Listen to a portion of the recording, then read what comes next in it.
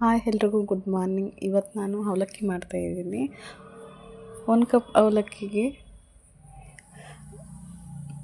2 ಈರುಳ್ಳಿ, 2 ಟೊಮೆಟೊ, ಒಂದು 5-6 ಹಸಿಮೆಣ್ಸಿನ್ಕಾಯಿ ತೊಗೊತಾ ಇದ್ದೀನಿ.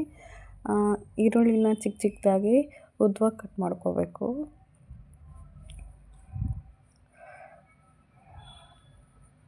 ಈ ಥರ ಉದ್ದವಾಗಿ ಕಟ್ ಮಾಡಿಕೊಂಡ್ರೆ ಚೆನ್ನಾಗಿರುತ್ತೆ.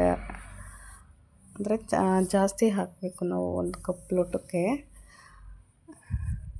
ಜಾಸ್ತಿ ಹಾಕ್ಕೋಬೇಕು. ಈರುಳ್ಳಿ, ಟೊಮೆಟೊ ಅದೆಲ್ಲ ನೋಡಿ ಈ ಥರ ಚಿಕ್ಕ ಚಿಕ್ಕದಾಗಿ ಕಟ್ ಮಾಡಿಕೊಂಡು, ಮತ್ತು ಟೊಮೆಟೊ ಒಂದು ಎರಡು ತೊಗೊಂಡಿದ್ದೀನಿ, ಅದನ್ನು ಚಿಕ್ಕ ಚಿಕ್ಕದಾಗಿ ಕಟ್ ಮಾಡಿಕೊಂಡು,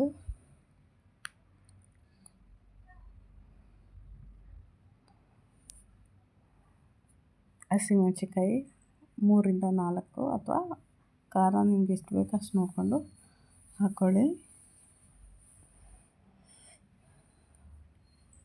ನೆಕ್ಸ್ಟ್ ಒಂದು ಬಾಣಲಿಗೆ ಎಣ್ಣೆ ಹಾಕಿಬಿಟ್ಟು ಸಾಸಿವೆ, ಜೀರಿಗೆ,